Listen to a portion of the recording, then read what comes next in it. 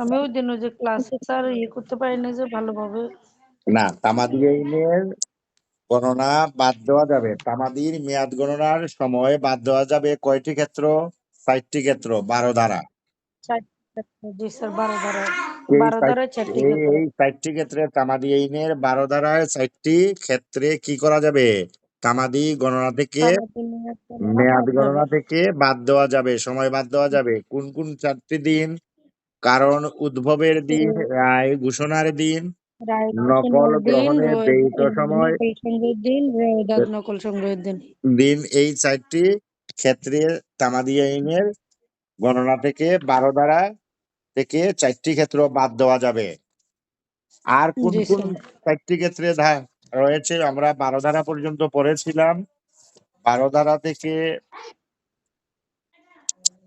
12 থেকে 16 ধারা পর্যন্ত স্যার। হ্যাঁ, এখন আমরা এই ফলাফল, কিসের ফলাফল? মৃত্যুর ফলাফল। কত ধারা? এইভাবে লেখো, মৃত্যুর ফলাফল 17 ধারা। জি স্যার। প্রতারণার ফলাফল, এফেক্ট অফ ফ্রড, 18 18 ধারা। ধারা। জি তারপরে স্যার। স্বীকৃতির ফলাফল, এফেক্ট অফ অ্যাকনলেজমেন্ট, ধারা কত? 19 ধারা। 19 ধারা। সুদ গ্রহণের ফলাফল 20 ধারা। আংশিক সুদ গ্রহণ বা সুদ গ্রহণ এর ফলাফল 20 ধারা। তাহলে ফলাফল সংক্রান্ত ধারা হচ্ছে, আরেকটা রয়েছে পক্ষভুক্ত করার ফলাফল, 22 ধারা। তাহলে আমরা মোটা দাগে পড়া মনে রাখার জন্য ফলাফল সংক্রান্ত তামাদি আইনের ধারা কত থেকে কত? 17, 18, 19, 20, 22 ধারা। 19 হচ্ছে স্বীকৃতির ফলাফল। স্বীকৃতির ফলাফল। এটা মোটা দাগে 20 মনে হইলো রাখতে স্যার হবে। কি বলছেন? হ্যাঁ, স্যার ফলাফল। 20 হচ্ছে সুদের ফলাফল না? হ্যাঁ, সুদ সুদ আংশিক সুদ গ্রহণ এইভাবে আসতে পারে। আংশিক সুদ গ্রহণ ও 20 দ্বারা, সুদ গ্রহণ ও 20 দ্বারা। মানে আংশিক সুদ গ্রহণের ফলাফল সংক্রান্ত তামাদি আইনের ধারা কত? 20। আংশিক। এই তুমি এখান থেকে যাও, তুমি তোমার পড়া শেষ করে যাও। আংশিক সুদ গ্রহণ, সুদ গ্রহণ 20 ধারা। জি স্যার। এরপরে হচ্ছে, যদি কোনো পক্ষের কি হয়, কোনো পক্ষের যদি মৃত্যু হয় তাহলে আমাদের কি করতে হয়? পক্ষভুক্ত করতে হয়। পক্ষভুক্ত করতে হয়। তাহলে সেটা বাদীও হইতে পারে, বিবাদী হইতে পারে, তাই না? জি স্যার। বাদীও মারা যাইতে পারে, বিবাদীও মারা যাইতে পারে। একজনের জায়গায় অন্যজনকে বসানো, এর বাংলা অর্থ স্থলাভিষিক্ত। একজনের জায়গায় আরেকজনকে বসানলে এটাকে কি বলে? স্থলাভিষিক্ত।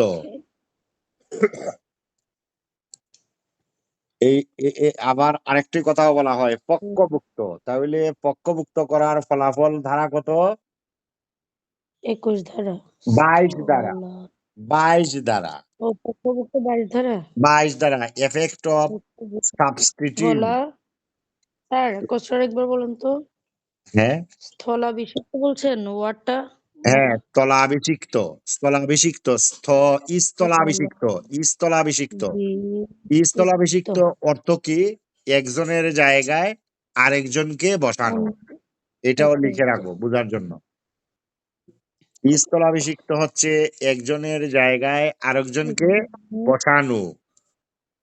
আবার ইংরেজিতে কি বলে এটা? 22 ধারায়, effect of substituting, adding a new plaintiff or a defendant. Effect of substanting,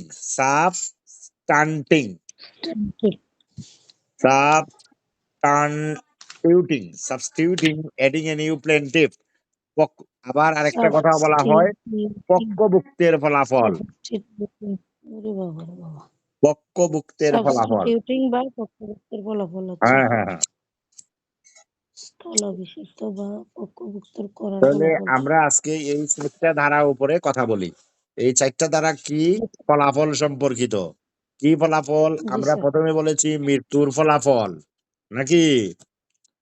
G sir. মৃত্যুর ফলাফল সংক্রান্ত ধারা কত? 17।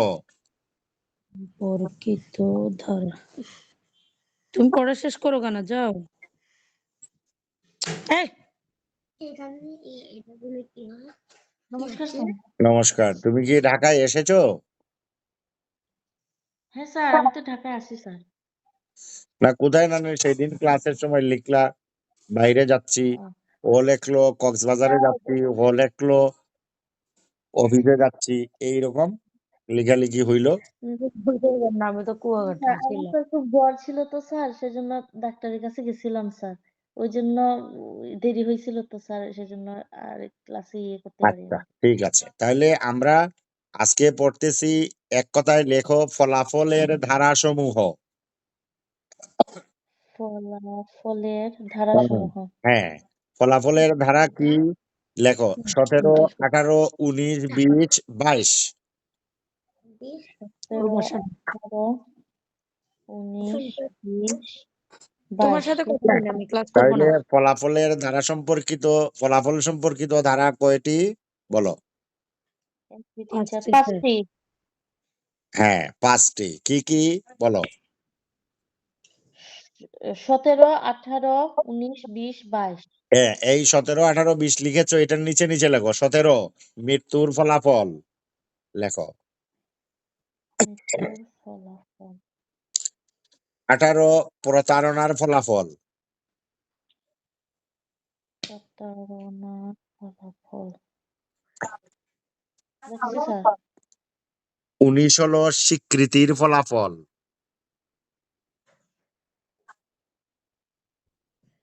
স্বীকৃতির ফলাফল লিখছি স্যার। 20 এর নিচে লেখো সুদ গ্রহণের ফলাফল। আংশিক ঋণ বা সুদ। আংশিক ঋণ বা সুদ গ্রহণ বা প্রদানের ফলাফল। ফলাফল। আংশিক ঋণ গ্রহণ করতে পারে, সুদ গ্রহণ করতে পারে, আংশিক ঋণ প্রদান করতে পারে, আংশিক সুদ গ্রহণ করতে পারে। 20 দ্বারা হলো ঋণ এবং সুদ গ্রহণের ফলাফল।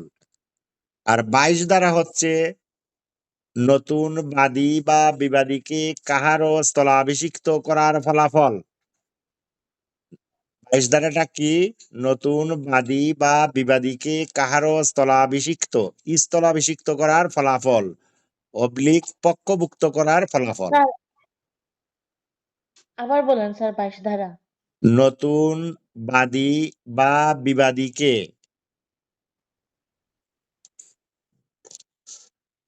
কাহারও স্থলাভিষিক্ত বিবাদীকে করার ফলাফল।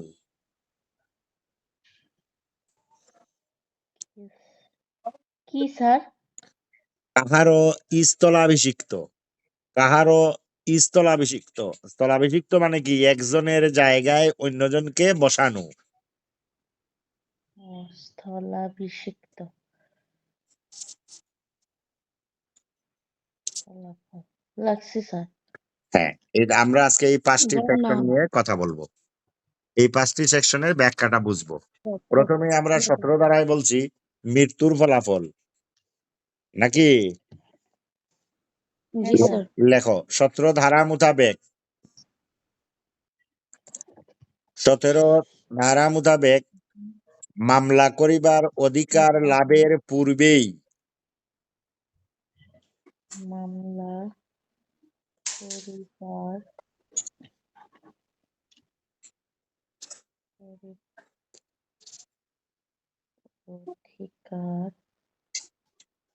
লাভের পূর্বেই লাগছে স্যার। কোনো ব্যক্তির মৃত্যু হলে কোনো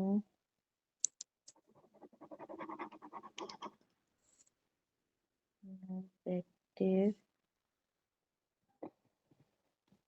মৃত্যু হলে হ্যাঁ, জীবী আইন তার পক্ষে আইনানুগ প্রতিনিধি 3টি অধিকার জন্ম।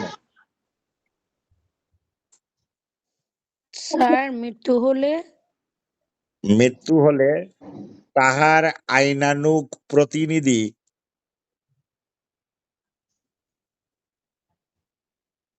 স্যার আবার বলেন স্যার। প্রতিনিধি প্রতিনিধির 3টি অধিকার সৃষ্টি হয়। তার প্রতিনিধির আইনানুগ প্রতিনিধির 3টি অধিকার সৃষ্টি হয়। আমরা আজকে পড়তেছি, রাইদা জয়েন করেছো? জি দাদা আদাব। হ্যাঁ, আমরা তামাদি আইনের মৃত্যুর ফলাফল, প্রতারণার ফলাফল, স্বীকৃতির ফলাফল এবং পক্ষভুক্ত করার ফলাফল সম্পর্কে আলোচনা করব, এই 5টা সেকশন। তাহলে আমরা আজকে ফলাফল জি সম্পর্কিত লেখো। Effect of result. Effect of result সংক্রান্ত সেকশন হচ্ছে 17, 18, 19, 20, 22। Effect of result. Effect of দাদা। Effect of result. Effect of result জি মানে ফলাফল। কিসের এফেক্ট? জি ফলাফল। কি ঘটেছে? 17 ধারায় বলেছি যে মামলা করার অধিকার লাভের পূর্বে মৃত্যুর ফলাফল 3টি অধিকার সৃষ্টি হয়। মামলা করার অধিকার লাভের পূর্বেই কোনো ব্যক্তির মৃত্যু হলে পরবর্তীতে তার আইনানুগ প্রতিনিধিদের কয়টি অধিকার জন্মে? উত্তর হবে 3টি অধিকার জন্মে। কয়টি অধিকার জন্মে? 3টি অধিকার জন্মে। ধরো কোনো ব্যক্তি পাগল ছিল, পাগল থাকতে থাকতে পাগল অবস্থায় মামলা করা যায় না। আমরা তামাদি আইনের কোন ধারায় পড়েছি বলতে পারবা? বলো তো। পাগল অবস্থায় বা নির্বুধ অবস্থায়, পাগল, নির্বুধ, নাবালক, পাগল, নির্বুধ অবস্থায় মামলা করা যায় কি? উত্তর দাও। না, যায় না স্যার। ইফেক্টটা শেষ নির্বুধ, হইলে তারপরে দেওয়া হ্যাঁ, যাবে। নির্বুধ, পাগল এবং নাবালক থাকলে মামলা করা যায় না। তামাদি আইনের কোথায় পড়েছি বলতে পারবা? 6 ধারায় স্যার। তো এই ধারায় পড়েছি। এই তিনটাকে কি বলে? Legal disability. Legal legal discipline. Disability. Disability. তো এইরকম একটা লোক, ধরো কোনো ব্যক্তি পাগল ছিল, 6 ধারা অনুযায়ী আমরা জানি যে তার আইনগত অযোগ্যতা অবসান না হওয়া পর্যন্ত তামাদি গণনা কি থাকবে? স্থগিত থাকবে। স্থগিত থাকবে। এখন সে স্বাভাবিক হওয়ার আগেই পাগল থাকা অবস্থায় মারা গেল, এর মানে কি? মামলা করার অধিকার লাভের পূর্বেই তার মৃত্যু হলো নাকি? জি আমি কি কথাটা বুঝাইতে পেরেছি? জি হ্যাঁ স্যার। স্যার। যে 6 ধারা অনুযায়ী কোনো ব্যক্তি পাগল ছিল, সুস্থ না হওয়া পর্যন্ত সে মামলা করার অধিকার লাভ করতে পারে না 6 ধারা মোতাবেক। এখন এখানে বলছে যে মামলা করার অধিকার লাভের পূর্বেই মৃত্যু ঘটেছে। এখন কি হবে? তো যে মামলা করার অধিকার লাভের পূর্বেই মৃত্যু হয়েছে মানে এটা বুঝতে হবে যে কোনো ব্যক্তি ওই 3 ধরনের অযোগ্যতায় ছিল। নাবালক ছিল, পাগল ছিল, নির্বুধ ছিল। এই অবস্থায় তার কি হয়েছে? মৃত্যু হয়েছে। তো তার মৃত্যু হইলে তার সম্পত্তির কি হবে? এটা উপায় বের করতে হবে না? হ্যাঁ স্যার। এখন বলছে এই 17 ধারায় বলছে মৃত্যুর ফলাফল, এই মৃত্যুর ফলাফল, বুঝছো? জি এই কোন মৃত্যুর লিগ্যাল ফলাফল বুঝছো? এখন যে কোনো ব্যক্তির মৃত্যু নয়, লিগ্যাল ডিসেবিলিটি। হ্যাঁ ডিসেবিলিটি হ্যাঁ সম্পন্ন ব্যক্তির মৃত্যুর ফলে ফলাফলটা কি হবে? বলছে কয়টি অধিকার জন্মে? মৃত্যুর ফলে 3টি অধিকার জন্মে। 3টি অধিকার জন্মে। প্রথম জন্মে। অধিকার ক, লেখো প্রথম অধিকার ক, প্রথম অধিকার। আইনানুগ প্রতিনিধি। এখন লেখো আইনানুগ প্রতিনিধি মানে লিগ্যাল রিপ্রেজেন্টেটিভ যোগ্যতা সম্পন্ন হবার সময় হতে তামাদি গণনা শুরু হবে। এই যে প্রথম প্রথম প্রথম অধিকার, প্রথম অধিকারটা তাহলে কি হইল? যে আইনানুগ প্রতিনিধি যোগ্যতা সম্পন্ন হবার সময় হতে, যোগ্যতা সম্পন্ন হওয়ার সময় হতে লেখছি স্যার। হবার সময় হতে তামাদি মেয়াদ গণনা শুরু হবে। তামাদি মেয়াদ গণনা শুরু হবে। এর মানে কি তামাদি গণনা বন্ধ থাকবে না শুরু হবে এই ব্যাপারে আমাদের স্যার সিদ্ধান্ত নিতে হবে। হ্যাঁ বলো। আইনানুগ প্রতিনিধি যোগ্যতা সম্পন্ন হওয়ার সময় হতে হ্যাঁ, তামাদি মেয়াদ গণনা শুরু হবে। তামাদি মেয়াদ তামাদি গণনা শুরু হবে। মেয়াদ গণনা আজকে আমরা দেখেছি শুরু রেডিও, টেলিভিশন, মোবাইল ফোনের মাধ্যমে নাজিয়া সুলতানা পুরস্কার গ্রহণ করেছে। এটা আমরা অত্যন্ত ভালো লেগেছে আমাদের। আমরা তাকে হাততালি দিয়া অভিনন্দন জানাই। হ্যাঁ স্যার। হ্যাঁ, Congratulations. ওয়েলকাম। কংগ্রাচুলেশনস আপু। কংগ্রাচুলেশন দাও, তুমিও দাও, বলো Congratulations. আন্টিকে বলো, আনিকা কংগ্রাচুলেশন ফর বলো, আনিকা আন্টি নাজিয়া। হ্যাঁ, Auntie, congratulations. Congratulation Nazia Sultana. শুনছেন, তুমি মিউট করে রাখছে, যাও ঋতিক, আন্টি আবার বলবে, তোমাকে থ্যাংক ইউ বলবে, যাও তুমি হাতের লেখা শেষ করে ফেলো, বলো বসো। আন্টি কথা এখন। নাজি আন্টি, এটা আনিকা আন্টি, এটা নাজি আন্টি, এটা আনিকা আন্টি। Adab আচ্ছা, sir. আদাব। আদাব বললা না, আর আদাত। এটা আদাত বলছো কোনটা? বলো, Sir, বলো যে adab নাজি বলছি। আন্টি, ও থ্যাংক ইউ। Auntie, হুম, Thank you, congratulation. thank you, thank you. congratulations. thank you. তাহলে একটা পার্টি টার্টি দেও নাজিয়া, তোমার এত বড় একটা সফলতা এসেছে, সুনাম এসেছে, আমরা কি তোমার কাছে একটা পার্টি আশা করতে পারি না? জি স্যার অবশ্যই পারেন। ওই আনিকা আন্টি নিয়ে বসে ওকে, আছে, যাও আমরা তামাদি আইন লিখে শেষ পড়ছিলাম, করো। আমরা এখন পড়ার মধ্যে ঢুকে যাচ্ছি।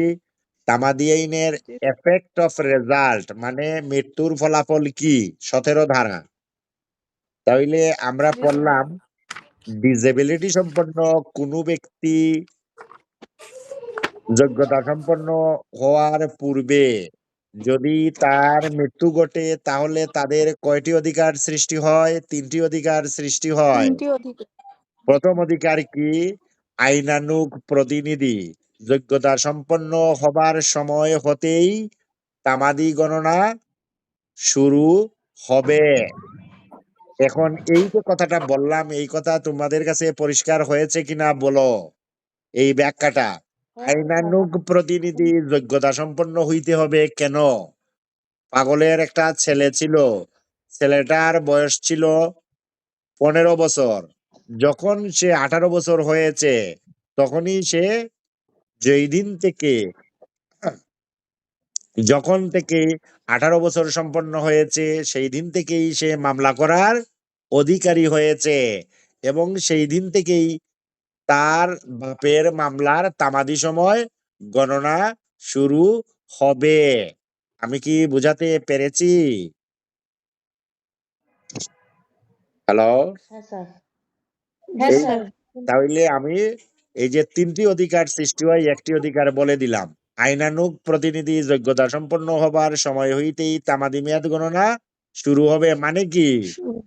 নাবালক সাবালক হলে, পাগল সুস্থ হলে, নির্বোধ বুদ্ধি সম্পন্ন হলে। ক্লিয়ার? জি ক্লিয়ার স্যার। হইলে সকলে একসঙ্গে আওয়াজ দিবা, কেমন? জি স্যার। হ্যাঁ স্যার। এরপরে লেখো খ, মানে আমি 3টা অধিকার বলছি, এখন 2 নম্বর অধিকার খ।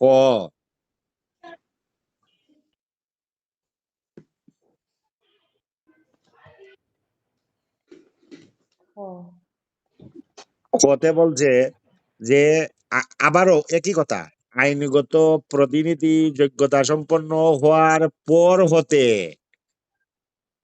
তামাদি মেয়াদ গণনা শুরু হবে।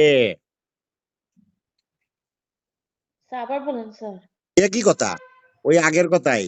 আইনগত প্রতিনিধি যোগ্যতা সম্পন্ন হওয়ার পর থেকে, আফটার, আর দ্যাট টাইম।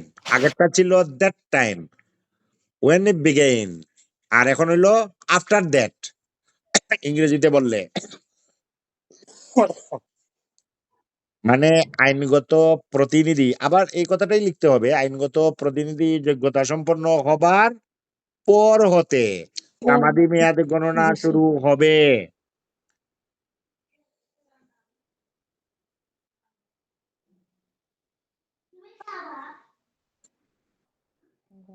কথা কি বোঝা যাচ্ছে? দেখছি স্যার।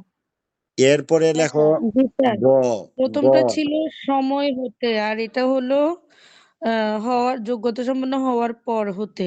হ্যাঁ, সময় থেকে পর হতে, এই দুইটা কথা মনে রাখলেই হবে যে লিগ্যালি রিপ্রেজেন্টেটিভ যোগ্যতা সম্পন্ন হওয়ার সময় থেকে, লিগ্যাল রিপ্রেজেন্টেটিভ যোগ্যতা সম্পন্ন হওয়ার পর থেকে। পর থেকে। জি স্যার। একটা যোগ্যতা সম্পন্ন হবার সময় হতে, আরেকটা হইলো হওয়ার পর হতে।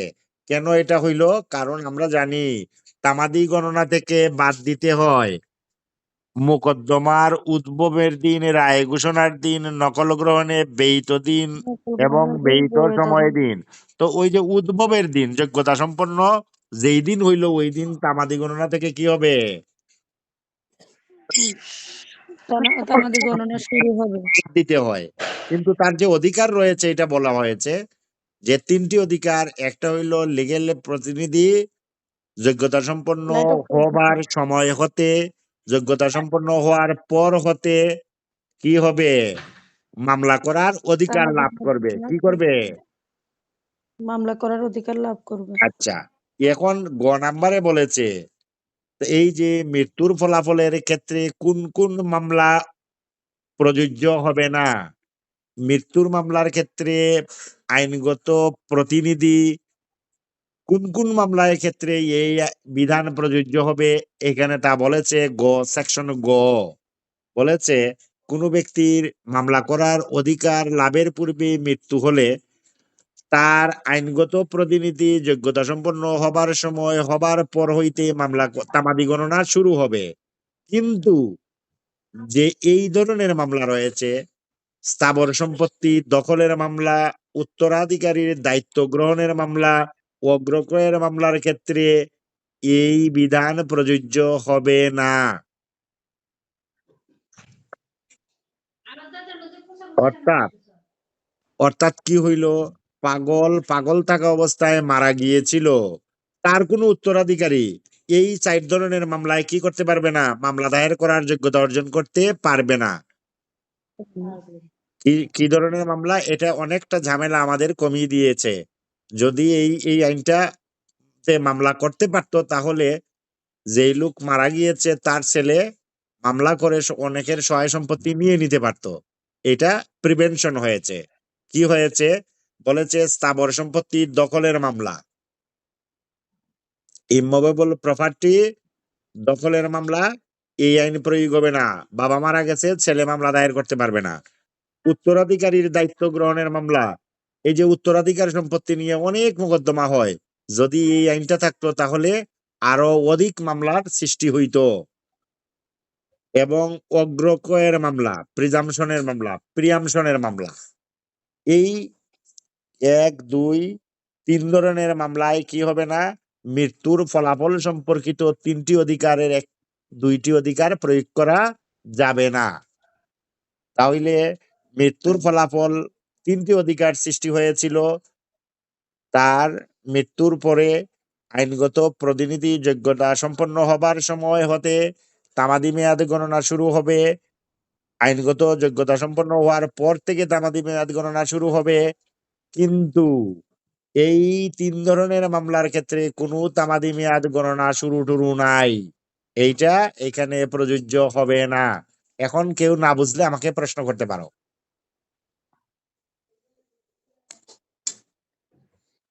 মৃত্যুর ফলাফল, রেজাল্ট অফ ডেথ, ধারা কত? 17। Effect of death. হ্যাঁ, effect of death before right sue অ্যাকুয়ার্স।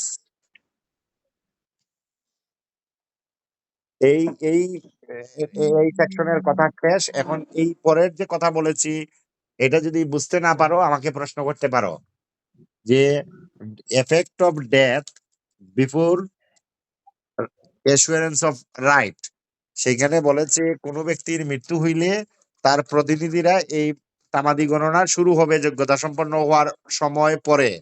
কিন্তু স্থাবর সম্পত্তি দখলের মামলা, অগ্রক্রয়ের মামলা, আরেকটা কি মামলা বলেছি বলো দেখি মনে আছে কিনা? উত্তরাধিকার মামলা। উত্তরাধিকারী দখলের মামলায় এই সূত্রধারা প্রয়োগ করা যাবে না।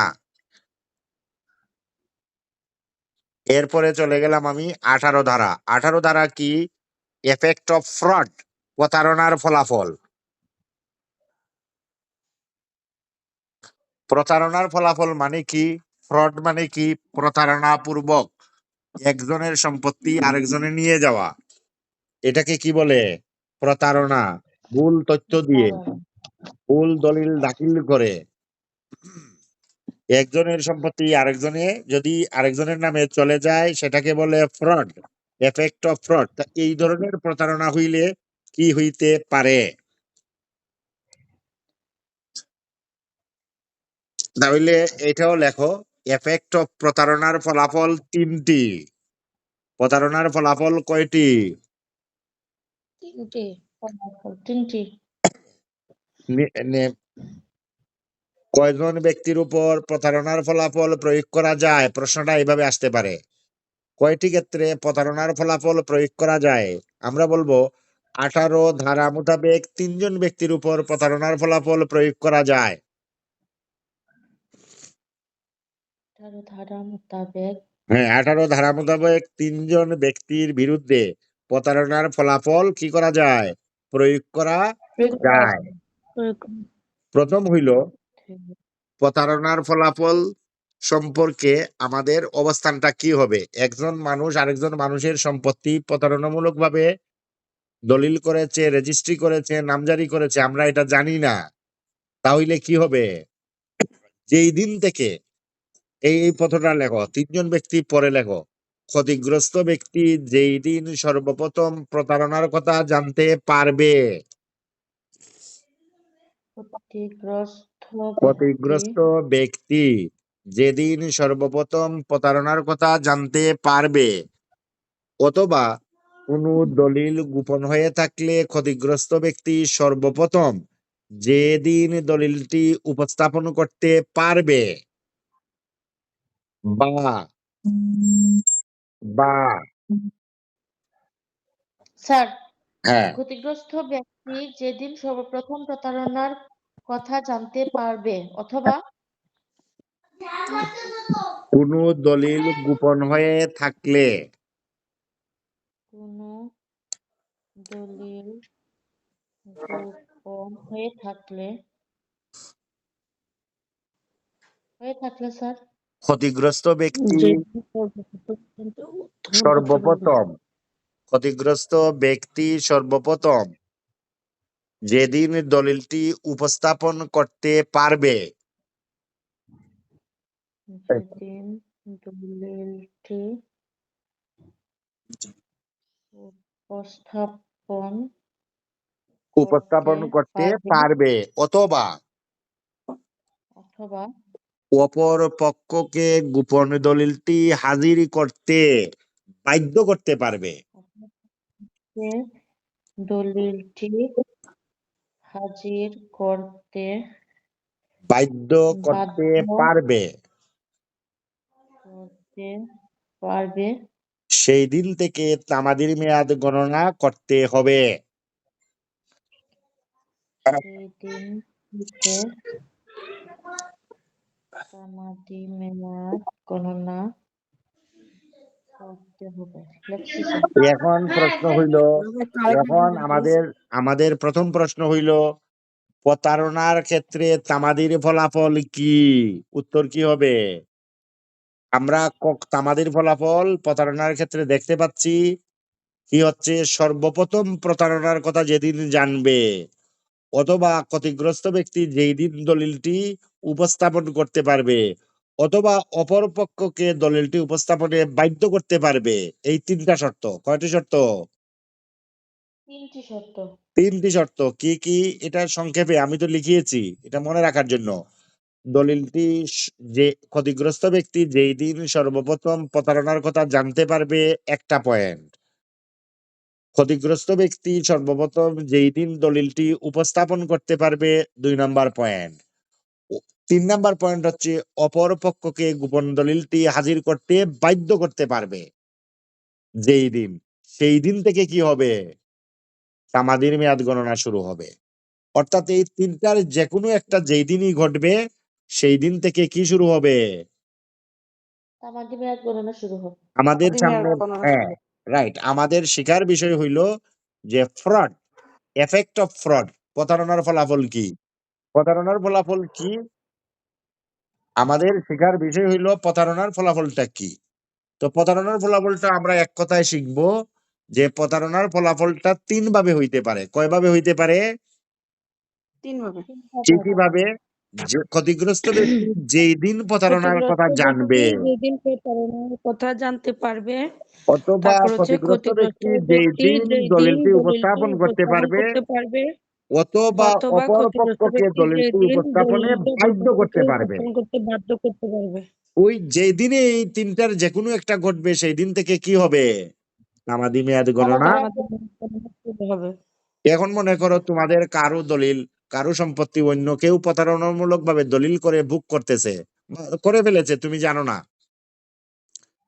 তুমি যখন এখন এটা বেচা বিক্রি করতে গেছো, গিয়া দেখো যে তোমার নামে দলিল নাই, রহিমের নামে দলিল চলে গেছে। ওই যেই দিন তুমি শুনছো ওই দিন থেকে তোমার কি হবে? মামলা করার অধিকার সৃষ্টি হইল। যেই দিন তুমি দলিল উপস্থাপন করতে পারবে সেই দিন থেকে তোমার মামলা করার অধিকার সৃষ্টি হইল। যেই দিন অপর পক্ষকে দলিল উপস্থাপনে বাধ্য করতে পারবে সেই দিন থেকে তোমার কি শুরু হইল? তামাদি মেয়াদ গণনা শুরু আমাদের হবে। গণনা শুরু হলো। তাহলে এটা একটা ভালো যে একজন আরেকজনের সম্পত্তি প্রতারণামূলক ভাবে দলিল করেছে। এখন যদি তামাদি মেয়াদটা ওইরকম থাকতো যে তুমি জানো না কেন আইন এটা বলবে না, তোমার এটা যে প্রতারণা করেছে তোমার জানা উচিত ছিল, এটা তো কোনো কথা না। একজন প্রতারণামূলক ভাবে সম্পত্তি জাল দলিল করেছে, এটা আমি জানবো কিভাবে? যখন প্রয়োজন হয়েছে, যখন আমি খোঁজ নিয়েছি তখনই জানতে পেরেছি, তখন থেকেই আমার মামলা করার অধিকার সৃষ্টি হয়েছে জন্ম। এবং আমার এই সম্পত্তি পুনরুদ্ধারের সুযোগ তৈরি হয়। অর্থাৎ সর্বপ্রথম প্রতারণার কথা যেদিন জানবো সেই দিন থেকেই তামাদি গণনা শুরু হবে। এটা ভালো হয়েছে না? তামাদি গণনা। তাহলে জি প্রতারণার স্যার। ক্ষেত্রে তামাদি গণনার ফলাফল কয়টি ক্ষেত্রে প্রয়োগ করা যায়? 3টি ভাবে করা যায় নাকি? জি স্যার। এবং এর পরের প্রশ্ন হইল কয়জন ব্যক্তির বিরুদ্ধে প্রতারণার ফলাফল প্রয়োগ করা যায়? আমরা প্রথমে দেখলাম ফ্রড হয়েছে, প্রতারণা হয়েছে। প্রতারণার ক্ষেত্রে তামাদির রেজাল্ট কি? 3 ভাবে প্রয়োগ করা যায়, আমরা ইতিমধ্যে জেনেছি। 3 ভাবে প্রতারণার ফলাফলটা তামাদির উপরে এফেক্ট হয়, এটা আমরা পড়লাম। এখন বলবো প্রতারণার ফলে কয়জন ব্যক্তির বিরুদ্ধে প্রতারণার ফলাফল প্রয়োগ করা যায়? এটা এইভাবে লেখো, কতজন ব্যক্তির বিরুদ্ধে প্রতারণার ফলাফল প্রয়োগ করা যায়?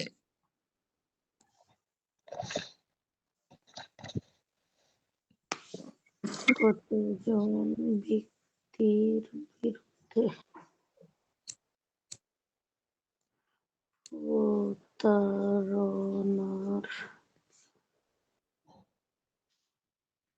ফলাফল প্রয়োগ করা যায়? হ্যাঁ, উত্তর কি জি হবে? স্যার। এই কয়জন ব্যক্তির বিরুদ্ধে প্রতারণার ফলাফল প্রয়োগ করা যায়, এটা একটা কোয়েশ্চন। এটার উত্তর হইল জি প্রথমে স্যার। লিখবা 3 জন। 3 জন ব্যক্তির উপরে প্রতারণার ফলাফল প্রয়োগ করা যায়। কয়জন ব্যক্তির উপরে? 3 জন। এই 3 জনকে প্রতারণার জন্য দোষী ব্যক্তি, যে প্রতারণা করেছে সেই দোষী ব্যক্তি, অর্থাৎ প্রতারণার জন্য দোষী ব্যক্তি। লিখছো এটা? 1 নাম্বার হচ্ছে দোষী রায়দা কি ব্যক্তি। লিখছো? রায়দা লিখতেছো? রায়দা দোষী ব্যক্তি লিখতেছো? স্যার। হ্যাঁ তারপর? জি দাদা। রিমি আসছে নাকি আমাদের ক্লাসে? মাঝে মধ্যে দেখা দেয়, আসছে। কারণটা কি? মাঝে মধ্যে সে উকি ঝুঁকি মারে, কারণটা কি রিমি? ও কি মারবে না স্যার, ও এখন থেকে রেগুলার করবে। কারণ একটু কি? সমস্যা পরীক্ষা, ছিল। পরীক্ষা সামনে চলে আসছে এই জন্য নাকি? বোর্ড টোড গঠন হয়েছে? না মানে একটু পড়ায় একটু সিরিয়াস হচ্ছে এজন্য। আচ্ছা, তাইলে প্রতারণার এক জন্য হচ্ছে দোষী ব্যক্তি। জি স্যার। দোষী ব্যক্তি। 2 নম্বর হইল দোষী ব্যক্তির সহযোগীর বিরুদ্ধে। দোষী ব্যক্তির সহযোগী হয়েছে প্রতারণা করতে যে সাহায্য করেছে, এটাই হইলো দোষী ব্যক্তির সহযোগী। তাহলে যে সাহায্য করেছে তার বিরুদ্ধে ব্যবস্থা গ্রহণ করতে হবে। দোষী ব্যক্তির সহযোগীর বিরুদ্ধে, জি স্যার। হুম, বিরুদ্ধে। রাখছি স্যার। হ্যাঁ। আর হইলো 3 নাম্বার 3 নাম্বার হইলো এই যে দোষী ব্যক্তি, দোষী ব্যক্তির সহযোগী, এই দুইটা মিলে কি হয়েছে, কি সংগঠন হয়েছে বলতো? প্রতারণা। প্রতারণার সংগঠন হওয়ার পরে আমার সম্পত্তি কার নামে চলে গেছে? তোমার নামে চলে গেছে না? জি স্যার। তো তুমি তো আইসা আবার বলতেছো এই সম্পত্তি আমার, তাই না? জি স্যার। জি। তাহলে এটা লিখবা, দোষী ব্যক্তির মাধ্যমে সত্য দাবিকারী। দোষী ব্যক্তির মাধ্যমে সত্য দাবিকারী, হি ইজ দ্য বেনিফিশিয়ারি। এ হইলো সুবিধাভোগী, অর্থাৎ প্রতারণা করার জন্য বুদ্ধি দিয়েছে 1 নম্বরে, প্রতারণার জন্য দোষী ব্যক্তি। এই প্রতারণা করতে গিয়া সাহায্যকারী 2 নম্বরে চলে গেল। এই যে দুইজনে মিলে যে প্রতারণা করলো, একজন তো লাভবান হইছে। এটার নাম হইলো দোষী ব্যক্তির মাধ্যমে সত্য বা টাইটেল দাবিকারী ব্যক্তি। তো এই সত্য বা টাইটেল দাবিকারী ব্যক্তি কি হয়েছে? সরল বিশ্বাসে মূল্যের বিনিময়ে ছাড়া সত্য দাবি করেছে। কিভাবে সত্য দাবি করেছে? সে কি কোনো টাকা পয়সা দিছে? তার দোষী ব্যক্তির মাধ্যমে সত্য দাবিকারীর বিরুদ্ধে প্রতারণার ফলাফল হ্যাঁ, প্রয়োগ করা যায়। না এরপরে আবার ওই যে কি বললেন মূল্যের মাধ্যমে? হ্যাঁ, তো এই যে সত্য যে দাবি করেছে, সে তো সরল বিশ্বাসে এবং মূল্যের বিনিময়ে ছাড়া। যে রামেরটা রহিম হয়ে গেল, রহিম তো কোনো টাকা পয়সা দেয় নাই, এমনি তার নামে হয়ে গেছে সম্পত্তি। তো সে কি বুঝে নাই এবং কোনো টাকা পয়সাও দেওয়া নাই, তার নামে সম্পত্তি। তো ওই ওই ধরনের ব্যক্তি, মানে তার বিরুদ্ধে প্রতারণার ফলাফল প্রয়োগ করা যাবে। তাহলে আমাদের এই প্রতারণার ফলাফল সংক্রান্ত এই আবার একটু উপসংহার টানি। প্রতারণার ফলাফল হইল 3 ভাবে প্রয়োগ করা যায়। সর্বপ্রথম প্রতারণার কথা যখন জানা যাবে, তখন থেকে এটার তামাদি গণনা শুরু হবে, অথবা ক্ষতিগ্রস্ত ব্যক্তি যেই দিন দলিল উপস্থাপন করতে পারবে সেই দিন থেকে তামাদি গণনা শুরু হবে, অথবা অপর পক্ষকে গোপনে দলিলটি হাজির করতে বাধ্য করতে পারবে যেই দিন, সেই দিন থেকে তামাদির মেয়াদ গণনা শুরু হবে। এটা হলো একটা পদক্ষেপ। আরেকটা পদক্ষেপ হইল, প্রতারণার ফলে কয়জন ব্যক্তিকে দায়ী করা যায়? 3 জন ব্যক্তিকে দায়ী করা যায়।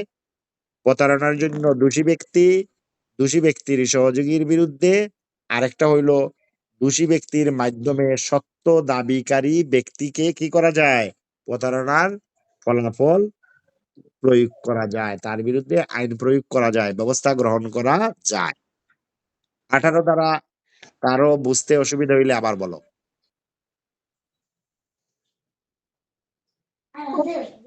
এটা কিন্তু না তোমাদের স্যার। আশায় আবার বইটাও দেখতে হবে, আর না হইলে এই আমার কথাই তোমাদের শেষ হবে না। কারণ তোমরা পড়তে হবে, মনের মধ্যে প্রশ্ন তৈরি করতে হবে, এরপরে আমার কথার সঙ্গে মিলাইতে হবে, উত্তর বাইর করতে হবে। না হইলে কিন্তু স্যার কি পড়াইলো আমি কি পড়লাম সারা জীবনেই বলতে থাকবা। এই যে তোমাদের বই আছে, বইটা বের করে এই সেকশনের লগে আমার এই কথাবার্তা মিলাইতে হবে, এরপরে নিজে নিজে জি প্রশ্ন স্যার। তৈরি করতে হবে, আবার আমাকে প্রশ্ন করতে হবে। এবং শিক্ষার একটাই উপায় হলো ask and question. Ask and question, জিজ্ঞাসা করা, প্রশ্ন তৈরি করা, প্রশ্ন উত্তর, প্রশ্ন উত্তর, এই হচ্ছে শিক্ষার মাধ্যম। তো আমি এখানে বলে গেলাম, তোমরা জি স্যার হা স্যার কইয়া লিখলা, 2-1 লাইন মনে থাকলো, এরপরে পরীক্ষায় কঠিন একটা প্রশ্ন আসলো, উত্তর পারি না। কেন পারি না? কারণ পরে আর তোমরা বইটা মিলাও না। এই যে আমার এটা রেকর্ড থাকবে, রেকর্ড শুনবা, বারবার শুনবা এবং বইয়ের পড়া শুনবা। সেখান থেকে তোমাদের মনে নানা ধরনের প্রশ্ন আসবে। এই প্রশ্নগুলো খাতার মধ্যে লিখে রাখতে হয়, আমাকে পরের দিন জিজ্ঞাসা করতে হয় যে স্যার এইটা এরকম কেন হইলো? যে স্যার প্রতারণার ক্ষেত্রে কারা দোষী হবে? প্রতারণার ফলাফল এফেক্টটা কি? কয়ভাবে প্রয়োগ করা যায়? কেন এমন হইলো? কেন ওইভাবে হয় না? এই যে আস্ক এন্ড কোয়েশ্চন, এটাই হইলো শিক্ষার মাধ্যম। আমি বললাম তুমি লিখলে, খাতার জায়গায় খাতা রইলো, পরের দিন আরেক পড়া শুরু হয়ে গেল। No, not at all. It is not the method of the learning. Well, এখন আমরা পড়বো সেকশন 19, এফেক্ট অফ অ্যাকনলেজমেন্ট।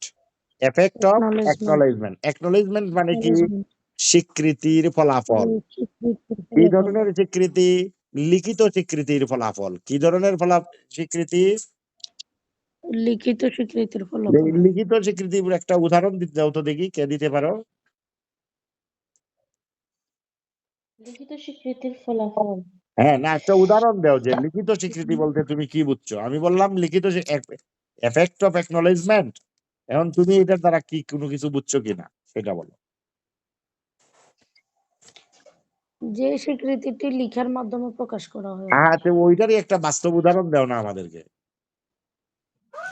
আর অনেকে যেমন- টাকা বন্ড করে যে ওইরকম টাকা নেওয়ার জন্য বা কোনো কিছু স্ট্যাম্প করে যে।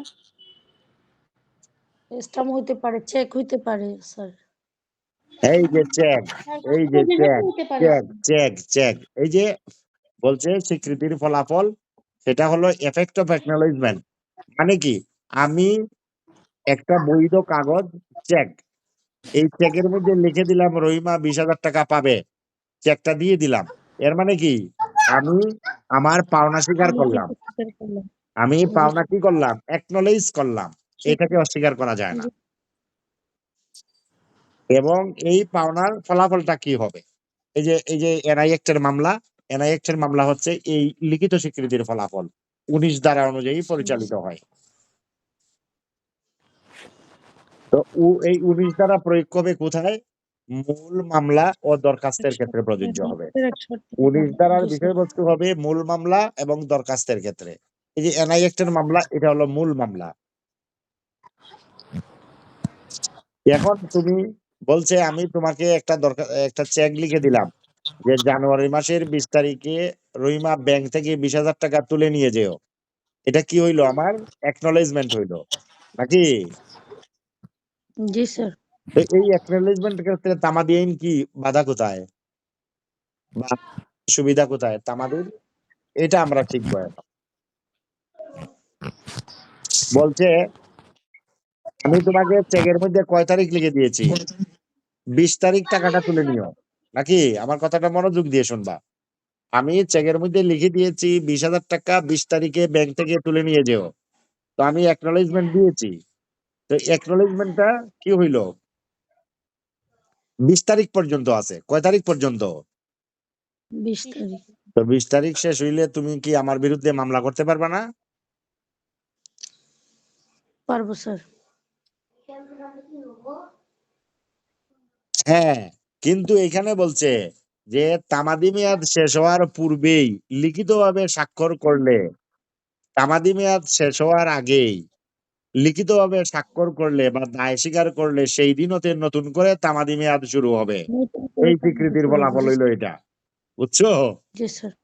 জি স্যার। যে কি হইলো? আমি বলেছি তুমি 20 তারিখে চেক তুলে নিও। আমি 20 তারিখে কি করলাম? 20 তারিখে সকালবেলা আবার আরেকটা চেক দিয়ে বললাম তুমি আগামী মাসের 20 আরেকটা তারিখ চেক নিয়ে দিয়ে নিও। জি জি তখন স্যার। তাহলে কি হইলো? তোমার ওই যে নতুন করে তামাদি নতুন গণনা শুরু করে হইলো। মেয়াদ গণনা শুরু হবে। নতুন করে তামাদি নতুন মেয়াদ। করে শুরু হবে। হ্যাঁ, তো কখন শুরু শুরু হবে। হয়? যে এই ওই যে শেষ আর লিখিত শুরু বুঝতে স্বীকৃতির হবে। তারিখ থেকে। শেষ আর শুরুর মাঝখানে বুঝতে হবে। তামাদির মেয়াদ শেষ হওয়ার পূর্বে পূর্বে লিখিতভাবে, যখন হ্যাঁ লিখিতভাবে দায় লিখিত স্বীকার করে ভাবে যে যেই দিন স্বীকার স্বীকৃতি করবে হয়। সেই দিন হইতে নতুন তামাদি শুরু হবে। জি স্যার। তোমারে আমি একটা চেক দিয়েছিলাম, এটা তামাদি শুরু হয়েছিল যেদিন দিয়েছি সেই দিন, শেষ হয়েছে 20 তারিখে। 20 তারিখ শেষ হওয়ার আগেই আমি আরেকটা চেক দিয়ে বলছি তুমি পরের মাসের 20 তারিখে নিয়ে যাও। ওই 20 তারিখে তোমার কি শুরু হইলো? আবার নতুন করে তামাদি গণনা শুরু হইলো। তাই তো? জি স্যার। এটা হইলো 1 নম্বর পয়েন্ট।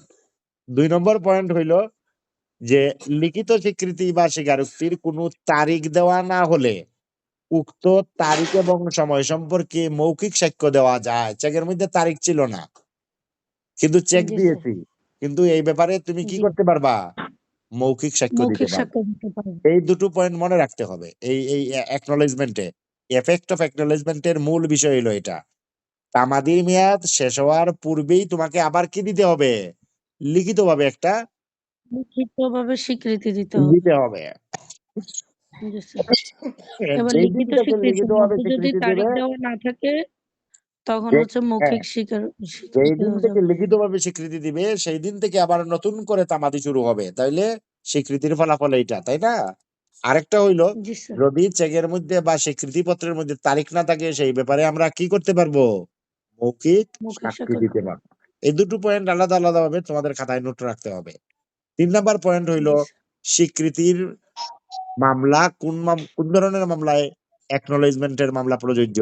মূল মামলা ও দরখাস্তের ক্ষেত্রে প্রযোজ্য। অ্যাকনোলেজমেন্ট বা স্বীকৃতির মামলা কোথায় প্রযোজ্য হবে? মূল মামলা, মূল মামলা এবং দরখাস্তের। দরখাস্তের ক্ষেত্রে প্রযোজ্য হবে। এবং 19 এরপরে লেখো, এই এখন যদি আসে স্বীকৃতির শর্ত কয়টি? লিখিতভাবে স্বীকৃতি বা অ্যাকনোলেজমেন্টের শর্ত কয়টি? আমরা 4টি কিন্তু স্যার। আমরা কিন্তু ব্যাখ্যা পড়েছি। এখন পড়েছি ব্যাখ্যা কয়টি? 3টি। এখন যেটা পড়েছি এটা 3টি। হলো ব্যাখ্যা। কয়টি পড়েছি? 3টা। কি 3টা বলো তো? 3টি। বলো তো কি 3টা ব্যাখ্যা পড়েছি? 3টা স্যার। কি 3টা পড়েছি ব্যাখ্যা বলো তো? কে বলতে পারো? ব্যাখ্যা একটা হচ্ছে যে স্বীকৃতি যে যেদিন থেকে এইভাবে বলবা না। চুক্তি তামাদি মেয়াদ শেষ হওয়ার পূর্বেই লিখিতভাবে পূর্বে স্বাক্ষর করলে সেই দিন লিখিতভাবে থেকেই নতুন করে তামাদি মেয়াদ শুরু হয়। নতুন এক করে না। শুরু হবে। 2 জি নম্বর স্যার। হইল, লিখিত স্বীকৃতিতে তারিখ না থাকিলে মৌখিকভাবে সাক্ষ্য দেওয়া যায়। 3 জি নম্বর স্যার। ব্যাখ্যা হইল, স্বীকৃতির মামলা হবে মূল মামলা ও দরখাস্তের ক্ষেত্রে প্রযোজ্য। জি স্যার। এই 3টা ব্যাখ্যা আমরা 19 ধারায় পড়েছি। কেউ বুঝতে অসুবিধা হইলে আমাকে বলো না কেন? কথা বলতে হবে তো।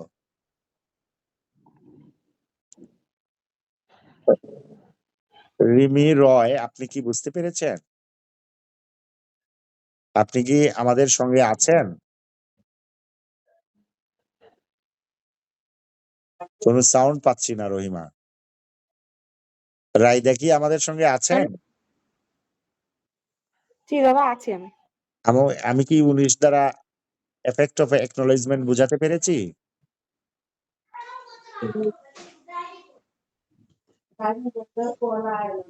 এফেক্ট অফ অ্যাকনোলেজমেন্টের ব্যাখ্যা কয়টি? 3টি। এবং এই 3টি ব্যাখ্যা খাতার মধ্যে লিখতে হবে, না হইলে একটু পরে মাথায় কিছু থাকবে না। নাজিয়া, আমি কি এফেক্ট অফ অ্যাকনোলেজমেন্ট বুঝাতে পেরেছি? কিন্তু কেউ আওয়াজ দেয় না, আল্লাহই জানে। আচ্ছা, তাহলে এফেক্ট অফ অ্যাকনোলেজমেন্টের ব্যাখ্যা কয়টি? বলো, সবাই বলো। 3টি। এরপরে লেখো, এফেক্ট অফ অ্যাকনোলেজমেন্টের শর্ত কয়টি? 3টি। জি। ও সরি, 4টি। এফেক্ট অফ অ্যাকনোলেজমেন্টের শর্ত কয়টি? 4টি। 4টি স্যার। 4টি মাথায় একদম মনে রাখবা যে এফেক্ট অফ অ্যাকনোলেজমেন্টের ব্যাখ্যা কয়টি? 3টি। যেই ব্যাখ্যা 3টি আমি এখন আলোচনা করলাম। আর এখন হবে এফেক্ট অফ অ্যাকনোলেজমেন্ট বাংলায় যদি বলো স্বীকৃতি, স্বীকারোক্তির শর্ত কয়টি? 4টি। 4টি স্যার। লেখো 4টি শর্ত। ক,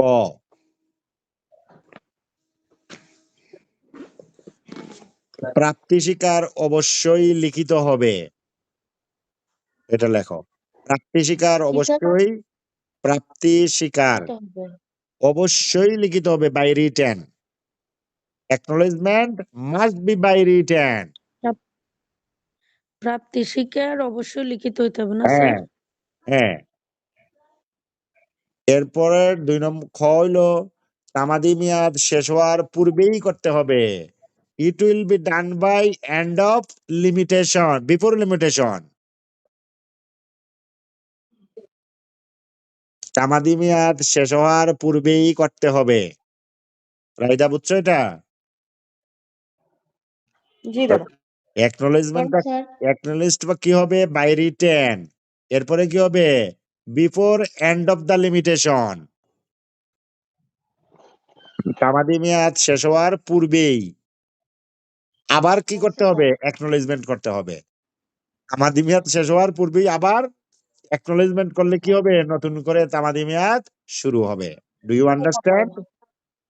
স্যার, হ্যাঁ, বলো। প্রাপ্ত স্বীকার অবশ্যই লিখিত হইতে হবে। তারপর তামাদি মেয়াদ শেষ হওয়ার পূর্বেই হতে হবে। তামাদি মেয়াদ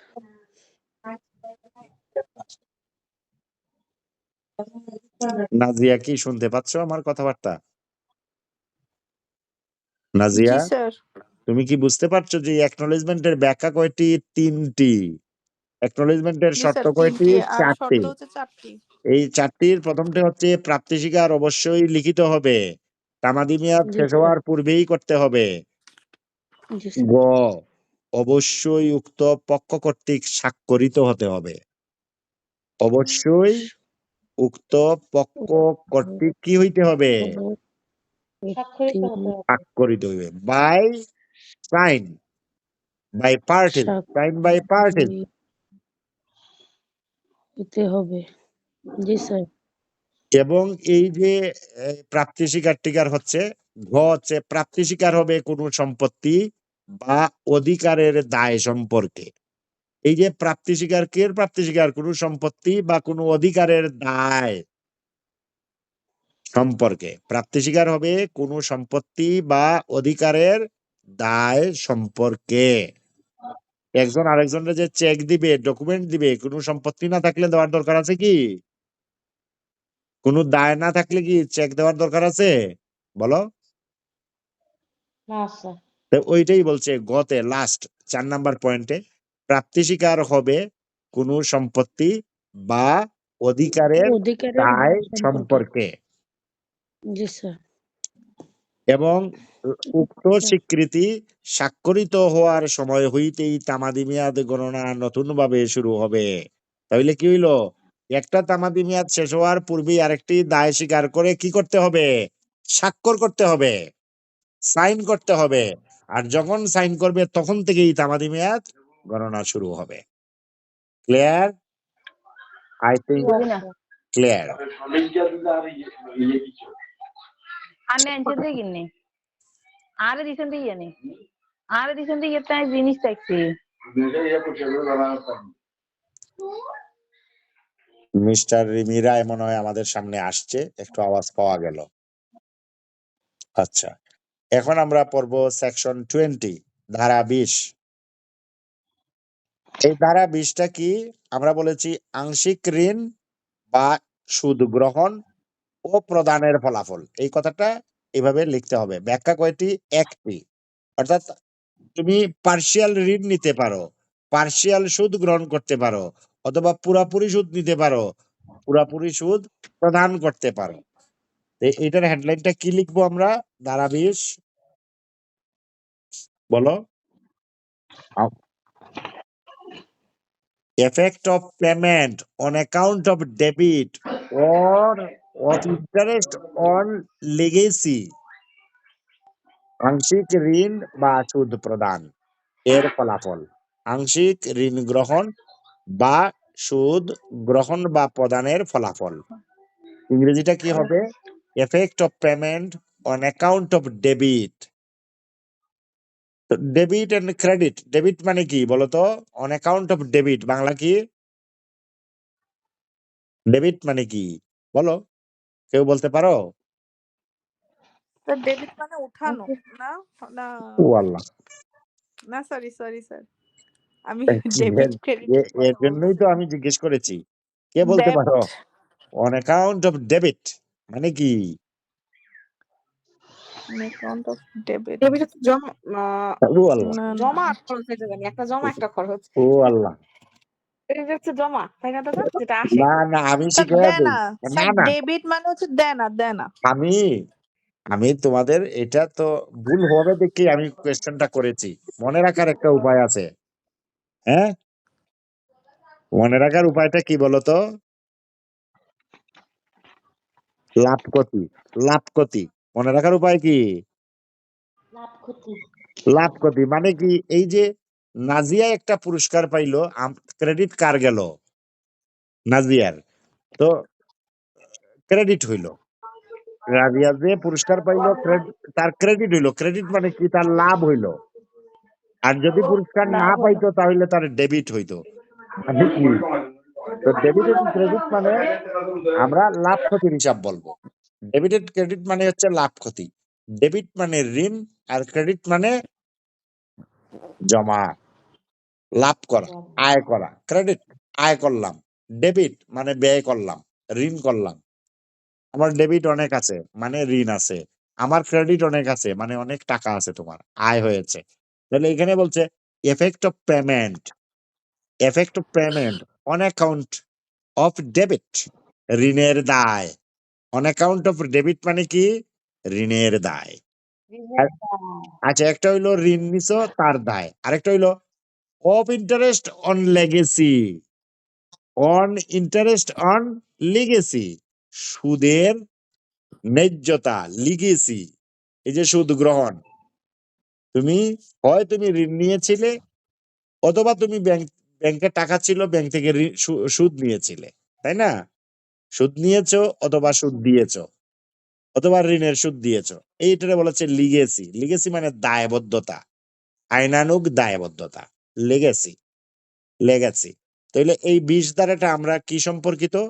আংশিক ঋণ গ্রহণ বা সুদ গ্রহণ বা প্রদানের ফলাফল। আমরা পড়তেছিলাম এফেক্ট অফ রেজাল্ট। আমাদের 20 ধারা হচ্ছে আমরা সুদ গ্রহণ করলে কি হবে, ঋণ গ্রহণ করলে কি হবে, সুদ প্রদান করলে কি হবে, ঋণ গ্রহণ করলে কি হবে, এই বিষয়টা নিয়ে কথাবার্তা হচ্ছে তামাদি আইনের 20 ধারায়। আমি কি বুঝাইতে পেরেছি? হ্যাঁ স্যার। বলছে তুমি যেটাই করো না কেন, মেয়াদ শেষ হওয়ার পূর্বেই, এই যে এটা এখন বোঝার বিষয়, মাথার মধ্যে ঢুকানোর বিষয়, যে তুমি ঋণ নেও, সুদ দেও, অথবা ঋণ দেও, সুদ দেও, যেটাই করো না কেন, মেয়াদ যদি ঋণ নিয়ে থাকো, সুদ নিয়ে থাকো, মেয়াদ শেষ হওয়ার পূর্বেই। এই পয়েন্ট হইলো তোমাদের মনে রাখার। 20 ধারাতে বলেছে মেয়াদ শেষ হওয়ার পূর্বেই আংশিক ঋণ বা আংশিক সুদ পরিশোধ করলে নতুন করে তামাদি মেয়াদ গণনা শুরু হইবে। কি সুন্দর, তাই না? বিষয়টা কি সুন্দর মিলে গেল যে একটু একটু করে টাকা দিবে আর আমাদের মেয়াদ বাড়াবে। হ্যাঁ, বলছে তুমি ঋণী নেও আর সুদের ক্ষেত্রেই হও, তামাদি মেয়াদ শেষ হওয়ার পূর্বে শর্ত একটাই, তুমি ঋণ পরিশোধের টাইম রয়েছে 20 জানুয়ারি, তাহলে 20 জানুয়ারির আগে কি করতে হবে? তোমার আংশিক ঋণ পরিশোধ করতে হবে। অথবা সুদ প্রদানের তারিখ 20 জানুয়ারি, 20 জানুয়ারি আসার আগে কি করতে হবে? আংশিক সুদ প্রদান করতে হবে। যখনই তুমি ঋণ বা সুদের জন্য আংশিক প্রদান করিবে, তখন থেকে কি শুরু হবে? নতুন করে তামাদি গণনা শুরু হবে। গণনা শুরু হবে। আমাদের পড়ার বিষয় হচ্ছে তামাদি গণনাটা কিভাবে ম্যাক্সিমাইজ করব আমরা, কোথায় বাদ দিব, কোথায় রাখা যাবে, কোথায় বাদ দেওয়া যাবে। তো আমরা দেখতে পাচ্ছি সুদের ক্ষেত্রে, ঋণের ক্ষেত্রে ফলাফল কি? বলো, এক কথায় হয়ে গেল এখন উত্তর। ফলাফল হচ্ছে যে আংশিক সুদ, আংশিক ঋণ, এইভাবে আংশিক বলতে হবে। সুদ প্রদান করলে নতুন করে তামাদি গণনা আংশিক শুরু সুদ হবে। বা আংশিক ঋণ প্রদান করলে নতুন করে তামাদি গণনা শুরু হবে। হ্যাঁ, বলো, সবাই বলো। সুদ ও ঋণের ক্ষেত্রে কি হবে? ফলাফল কি? সুদ ও ঋণের ক্ষেত্রে ফলাফল কি? আবার সবাই বলো। আংশিক পেমেন্ট আংশিক ঋণ, নতুন করে আংশিক সুদ প্রদান করলে নতুন করে তামাদি গণনা আংশিক শুরু হবে। কি সুন্দর। 19 ধারা এবং 20 ধারায় মজা রয়েছে, তাই না? জি স্যার। 19 ধারায় বলেছে তামাদি মেয়াদ শেষ হওয়ার পূর্বেই লিখিত স্বীকৃতি দিলেই নতুন করে তামাদি মেয়াদ গণনা শুরু হবে। আর 20 ধারায় বলেছে আংশিক ঋণ, আংশিক সুদ পরিশোধ করলেই নতুন করে তামাদি মেয়াদ গণনা শুরু হবে। এখন এই দুইটা ক্ষেত্রেই দানাদার সুবিধা পাচ্ছে, অর্থাৎ যে ঋণ করেছে, ধার করেছে, তার সুবিধা হচ্ছে। আংশিক আংশিক পরিশোধ করবে, অথবা তারিখের পূর্বে একটা চেকের পরে আরেকটা চেক দিয়ে দিবে, তখন তার তামাদির মেয়াদ বাড়তে থাকবে, তার সাফারিংটা কম হবে। তাহলে জি এই 20 দ্বারাই আমরা পাইলাম আংশিক সুদ পরিশোধ করলেই কি হয়ে যায়, নতুন করে তামাদি মেয়াদ গণনা শুরু হয়ে যায়। শুরু হয়ে যায়। এখন আমরা নিশ্চয়ই বলতে পারি সুদের উপাদান কয়টি? 3টি। সুদের উপাদান কয়টি? 3টি। এই 3টি কি এটা লিখবো। অর্থ প্রদান তামাদি সময়সীমার মধ্যেই হইতে হইবে। ওই যে বলছে আংশিক ঋণ আংশিক সুদ। হ্যাঁ, অর্থ প্রদান তামাদি সময়সীমার মধ্যেই হতে হবে। অর্থ প্রদান তামাদি সময়সীমার মধ্যে হইতে হবে। হ্যাঁ, ক অর্থ প্রদান যে সুদের জন্য তা স্পষ্ট করিতে হইবে, সুস্পষ্ট করিতে হইবে। তো অর্থ কিসের জন্য প্রদান করেছো? সুদের জন্য অর্থ প্রদান করেছো। অর্থ প্রদান যে অর্থ প্রদান যে সুদের জন্য তা সুস্পষ্ট করিতে হইবে। আইকা বলতে লিখো, পারো না? এগুলা লেখো, সুদের রাইটার লিখে জন্য রাখো। সুদের জন্য অর্থ প্রদানকে সুদের জন্য সুস্পষ্ট হইতে হবে নাকি? হ্যাঁ, সুস্পষ্ট হইতে হবে। স্পষ্ট হইতে হবে। হ্যাঁ, এরপরে এই এই যে এই দেনাদার যিনি দেনা শোধ করতে বাধ্য, যিনি নাম্বার গ, যিনি রিমি মিট করো। যিনি যিনি জি দেনা জি আপু। ওই একটু মিট করে রাখো, সাউন্ড আসতেছে। যিনি স্যার, দেনা যিনি শোধ দেনা করতে বাধ্য, শোধ যিনি করতে দেনা বাধ্য। শোধ করতে বাধ্য। শোধ করতে বাধ্য, জি স্যার। তো তুমি তোমার ঋণ আছে, তুমি ঋণ পরিশোধ করতে কি বাধ্য নাকি? জি স্যার। তো যিনি যিনি দেনা দেনা শোধ পরিশোধ করতে করতে বাধ্য। বাধ্য তার বা এজেন্ট দ্বারা প্রদত্ত হইতে হইবে। তার হ্যাঁ, তারা তার বা এজেন্ট বাধ্যর দ্বারা। পরে তার বা এজেন্ট, তার বা এজেন্ট, এজেন্ট দ্বারা এজেন্ট প্রদত্ত হতে হবে। দ্বারা এজেন্ট দ্বারা প্রদত্ত হইতে হবে। অর্থাৎ যে আমি দেনা পরিশোধ করতে চাই, হয় আমি নিজে যাইয়া জি দেনা পরিশোধ করব, অথবা আমার পক্ষে কি দিব, একজন এজেন্ট দিব, তাই না? জি স্যার। তো যিনি জি দেনা পরিশোধ করিতে বাধ্য তার বা এজেন্ট দ্বারা দেনা পরিশোধ করতে হবে, মানে প্রদত্ত হইতে হবে। শেষ। তাহলে আমাদের সেকশন 20 আংশিক ঋণ আংশিক সুদ গ্রহণের ফলাফল কি রাদিয়া বুঝতে পেরেছো? রাইডা রাইডা কি আমার এই সেকশন 20টা বুঝতে পেরেছো? তাহলে কি ওই রহিমা বুঝেছো? জি স্যার। রিমি তো কথাও বললো না, সে বোধহয় কথা বলার মুডে নাই মনে হয়, হ্যাঁ মোবাইলটা স্যার অন আমি করে রেখে। শুনতেছি, স্যার আমি আছি, মিউট করে রাখছি ওই যে শব্দ যাচ্ছেদের জন্য। না স্যার আমি লাইনে আছি। হ্যাঁ, আপনি কি বুঝেছেন?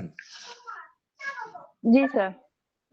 আচ্ছা, তাহলে আমি পরের একটা সেকশন আছে, এটা পড়িয়ে নেই। 22 দ্বারা। জি স্যার।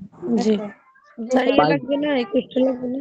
না, এগুলো তো আমি ফলাফলটা বলাচ্ছি, 21 দ্বারা তো আমার ও ফলাফলের আচ্ছা মধ্যে আচ্ছা নাই। আচ্ছা। জি স্যার, জি স্যার। আমরা চারটে 5টা সেকশন আলাদা করে বলেছি। আচ্ছা, রেজাল্ট জি অফ, স্যার। হ্যাঁ, এখন হ্যাঁ, কত নম্বর? এফেক্ট অফ রেজাল্ট এখন 22 বাই। 22 আমি পয়েন্ট 22 আউট করে নাম্বার। বলেছি এফেক্ট অফ রেজাল্ট মানে কি 17, 18, 19, 20, 22। 17, 18, 19, 20, 22। হ্যাঁ, তাহলে এই 22 দ্বারাতে বলেছে effect of substituting adding new plaintiff or defective.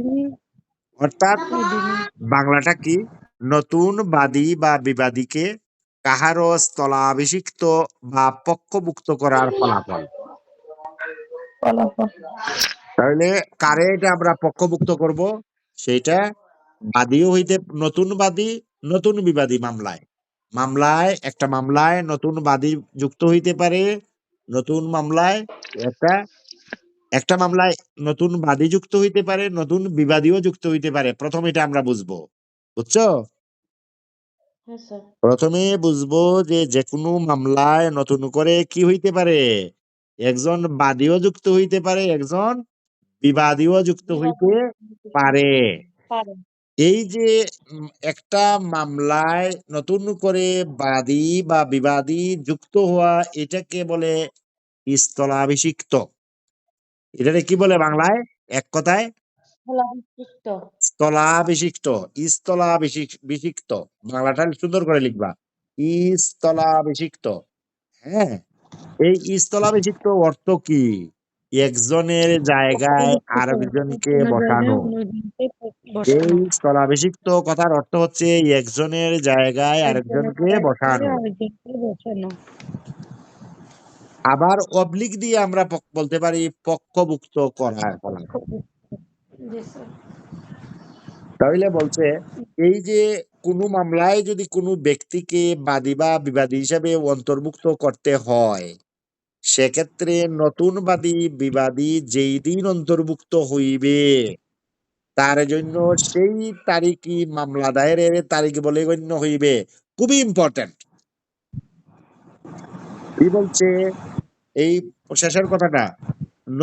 যে ক্ষেত্রে এই কথাটা লেখো, যে ক্ষেত্রে নতুন বাদী বা বিবাদী লিখো, যে ক্ষেত্রে নতুন বাদী বা বিবাদী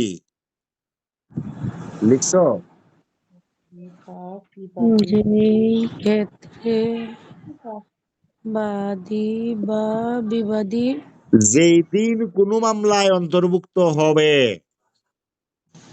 যেদিন কোনো মামলা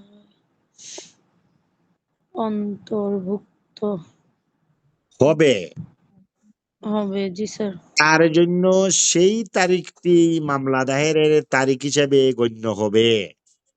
তার তার জন্য জন্য সেই তারিখটি মামলা দায়েরের এই তারিখ হিসেবে গণ্য হবে। তারিখটি মামলা দায়েরের উৎসবে